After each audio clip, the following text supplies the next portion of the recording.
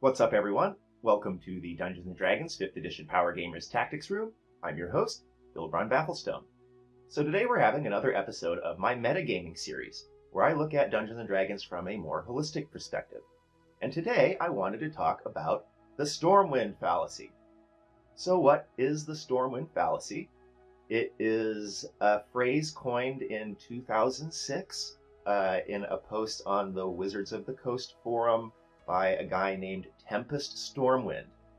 And he posited the Stormwind Fallacy, which is that role-playing and optimization / min-maxing / power gaming are not mutually exclusive. And this Stormwind Fallacy is often deployed in dialectic when someone tries to make the claim of, for example, role players do X and optimizers do Y, at which point someone pipes in, you are committing the Stormwind Fallacy. So, in terms of logic, the Stormwind Fallacy is just a rebranding for Dungeons & Dragons of the false dilemma fallacy, or the fallacy of the excluded middle, as Aristotle called it. And it's interesting, because the false dilemma fallacy is true in some cases, but there is a competing fallacy called the not all X are like that fallacy, which is kind of like the flip side of the false dilemma fallacy, and is also true in certain scenarios. So it can be complicated as to which one needs to be employed based on the subject matter at hand. And so let's look at this a little bit deeper. The false dilemma fallacy, or the fallacy of the excluded middle, is invoked when someone is making a universal claim of a binary truth, a P or non-P, when there is more categories than the binary. So, for example, if I were to say people are either blonde or non-blonde, right? Certain, like every individual is either blonde or non-blonde, that's a fallacy, because someone could claim, oh, you are creating a false dilemma. I, for example, have blonde highlights, so I am both blonde and non-blonde, so your generalization does not apply to me, and that is fallacious. And that is correct. It is correctly invoked in that case. However, there are a couple of problems with that. For one, there are sometimes binaries. For example, you are either pregnant or non-pregnant, and there is no middle to be excluded. And so if I were to say, you are either pregnant or non-pregnant, there is no middle to say, oh, actually, I'm an exception. I am both pregnant and non-pregnant, right? That's just not a thing. That's the law of identity. So in any case, that's a problem when you try and invoke it then. And then the main problem is that we have to remember that most people, or that it's not always the case, I should say, that a person is invoking these categories to describe a specific individual. They are using them as strict, abstract, heuristic categories in which to talk about, a set in a general way. So if I were to say, people are either non-blonde or blonde, but I'm doing so in a general way where the distribution is either a normal distribution or a Pareto distribution or some sort of distribution that includes outliers, right? Pointing out that there are outliers doesn't affect the truth of the distribution. That is the not all X are like that fallacy, right? And so it could be the case that I'm trying to make a point about blondes versus non-blondes in an abstract, heuristical way. In that case, someone piping up with, oh, I actually have blonde highlights, that's an incorrect application. Because if I'm trying to make a case that is applicable to, say, 95% or 2 standard deviations from the mean, then pointing out that there are outliers is not helpful. Again, for example, from a previous video, if a society is a slave society and 95% of the people of the population enthusiastically support it, then calling up the fact that there are some abolitionists or whatever in that society is missing the point, right? And so it's a little bit tiresome if you're trying to make that point for someone to commit the not all X are like that fallacy. So bringing it back around to the Stormwind Fallacy, I think that it is typically improperly invoked, and frankly, I personally would rather never hear of the Stormwind Fallacy again.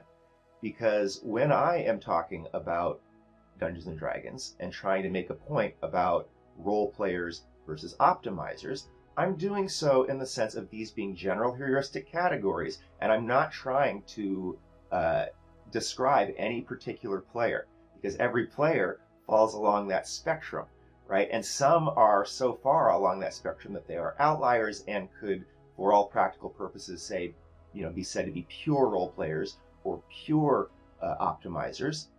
But that's not very helpful. If you're trying to talk about the general population, the vast majority, the general rule, I don't need to hear about that not all X are like that, because we should take it for granted that there are these outlying categories.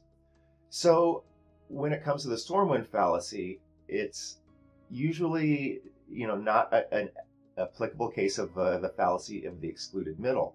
And it arises, I think, out of a defensiveness, because I think what happens is that typically invoking these heuristic categories takes place more in dialectic on the part of role players, because in my experience, most optimizers are good role players, right? We just love the game so much. We're so invested in it. And it's not just on the rules side of things, but in all phases of the game, including interactions and including role playing, and unless we're in a completely optimized party where we absolutely have to get, every +1 that we can just to not let the other guys down, there's plenty of room for optimizers to, dial it back a little bit and just cut down the DPR a little bit and cut down, the use of the most effective spell every single time. For example, I cast haste a lot these days just because it's fun for my party. I'm, going to try and squeeze in a cast of Steel Wind Strike at some point just because it's fun. I'm going to polymorph into a T-Rex and bite the crap out of stuff just because it's fun, even though it's suboptimal. And I have room to do that because I'm playing in a party that, isn't focused on, oh, everybody absolutely has to be 100% maximum optimized, right? And so a lot of players like me out there, and when a role player tries to make a general claim between role players and optimizers, they get defensive because they're like, oh my God, don't accuse me of being not a role player, even though I'm an optimizer. Stormwind Fallacy, right? It's just like this defensive, I'm going to invoke the Stormwind Fallacy. And I think that's lazy, and I think that it ignores the point that the person is actually trying to make, because in my experience, there are legitimate differences between role players and optimizers. And it's usually, again, invoked on the role player side, because while most optimizers are role players, I would not say that most role players are optimizers. Optimizing calls for a tremendous amount of investment, a tremendous amount of work, a tremendous amount of knowledge about this game and the various combinations and such that can be put together. And most players aren't, willing or, interested in putting in that amount of work. So they focus on the role-playing side of things, and then they get upset when they are outshined in certain aspects of the game, typically combat. And then they'll, accuse min-maxers or optimizers of, doing a certain thing. And the thing is that it might actually be true. And by immediately invoking the Stormwind Fallacy, one prevents themselves from, considering that point. And I think that's a mistake. And I think it's an easy mistake to make because we live in an age of scientism, which pretty much venerates the scientific method as if it's the only way to accumulate knowledge. And that's a little problematic because induction or empiricism or the scientific method all call for certain premises to be met. Basically, you have to be able to measure the variables. Those variables need to be constant. and you need to be able to set up laboratory conditions in which you can control uninteresting variables.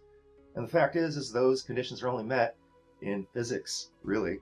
And human beings are not any of those things. Human beings do not have measurable variables, right? You can't measure how much I like Mountain Dew over Pepsi, for example. Those variables change, right? I might like Mountain Dew more than Pepsi, but you feed me 1,000 Mountain Dews, maybe I start craving a Pepsi instead, right? Marginal utility. And you can't control these things in laboratory conditions.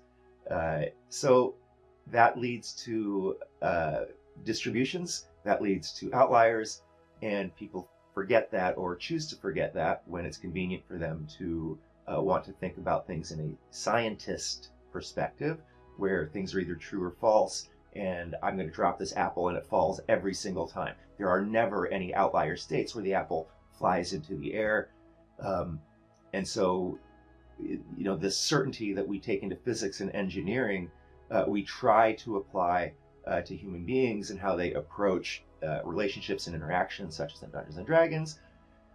And it often leads to a falsehood and tiresome arguments from a dialectician point of view. So, okay, I've probably rambled a little bit too long about the specifics of logic and dialectic and rhetoric and such. But bringing it back around to the Stormwind Fallacy, I think that if you choose to invoke it, before you do so, take a deep breath and ask yourself, are you really pointing out a fallacy that the other person makes? Are they really making a specific claim about an individual, specifically you, and where you fall along the spectrum, in which case you can invoke it? Or are they simply trying to make a general case that, oh, you know, role players are more like this and optimizers are more like that?